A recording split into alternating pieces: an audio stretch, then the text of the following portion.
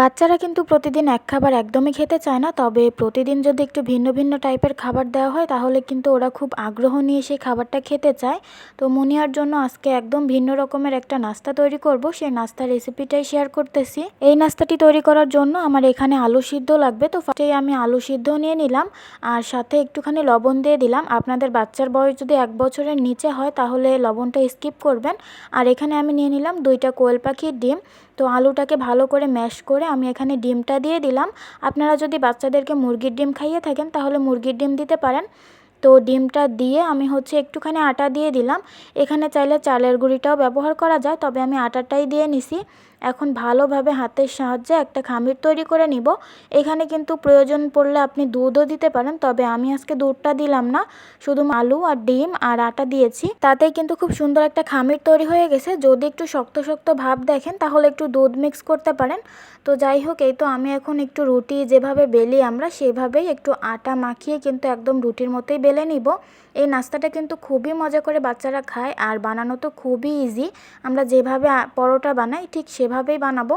তো এখানে কিন্তু আমরা পরোটায় যেভাবে শেপ দেই সেভাবে একটু শেপ দিয়ে দিলাম, যাতে ভিতরে একটু 3টা 4টা লেয়ার হবে, খেতেও ভালো লাগবে, দেখতেও ভালো লাগবে। তো এখানে কিন্তু আমি একদমই যেভাবে পরোটা বানাই সেভাবে পরোটার শেপ দিয়ে আস্তে আস্তে একটু বেলে নিচ্ছিলাম। আর এই খামিরটা যেহেতু খুবই নরম হয়ে থাকে এই কারণে কিন্তু এই নাস্তার শেপটা অত বেশি ভালো হবে না, তবে নাস্তার শেপ দিয়ে কি হবে, যদি মজা হয় খেতে তাহলেই তো বাচ্চা খাবে।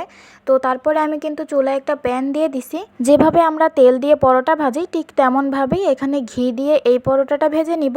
তো বাচ্চাদের জন্য খুবই হেলদি এবং মজাদার একটা নাস্তা বলতে পারেন। আমার মেয়েটা আবার পরোটা খুবই পছন্দ করে। বাসায় যখন আমরা নিজেদের জন্য পরোটা তৈরি করি তখন ও সেই পরোটা খুব আগ্রহ নিয়ে খায়, তবে ওইটা তো বেশি তেল দিয়ে ভাজা থাকে, এই কারণে আমি ওটাকে বেশি দেই না। এই জন্য ভাবলাম যে একদম পরোটার মতো করে আর একটু হেলদি করে কিভাবে নাস্তাটা তৈরি করা যায়। তারপরে আমি চিন্তা করলাম এখানে পরোটার মধ্যে একটু ডিম আর আলু যদি অ্যাড করা হয় তাহলে তো নাস্তাটা আরও বেশি হেলদি হয়ে গেল। আর সাথে আমি তেল না দিয়ে ঘি দিয়ে ভেজে নিব। তো উল্টে পাল্টে ভালোভাবে কিন্তু একটু ভেজে নিব। আর একটু পরিমাণ ঘি আমি দিয়ে দিলাম। আপনারা চাইলে এখানে বাটার বা তেল দিয়েও ভাজতে পারেন, তবে বাচ্চাদের জন্য কিন্তু তেল অত বেশি ভালো না, অল্প তেল দিয়ে ভাজতে পারেন। আর ঘি দিয়ে ভাজলে সব থেকে বেশি ভালো হয়, কারণ ঘি কিন্তু বাচ্চার ব্রেন ডেভেলপমেন্টে অনেক বেশি সাহায্য করে। তো আলুর পরোটা নাস্তাটা কিন্তু আমার রেডি হয়ে গেছে। এখন জাস্ট আমি ছুরির সাহায্যে একটু ভালোভাবে পিস পিস করে কেটে নিব, যাতে ও হাতে ধরে একা একা খেতে পারে। আপনারাও চাইলে কিন্তু বাচ্চাদের সকালের বা বিকালের নাস্তায় এই নাস্তাটি রাখতে পারেন। বাচ্চারা খুবই মজা করে খাবে এবং বাচ্চাদের জন্য কিন্তু খুবই হেলদি একটা নাস্তা, কারণ এখানে কিন্তু ডিম আর আলু ব্যবহার করা হয়েছে। এই দুইটাই বাচ্চাদের জন্য খুবই হেলদি। চাইলে বাচ্চাদের জন্য এই নাস্তাটি ট্রাই করে দেখতে পারেন, মাশাআল্লাহ খুব মজা করে খাবে।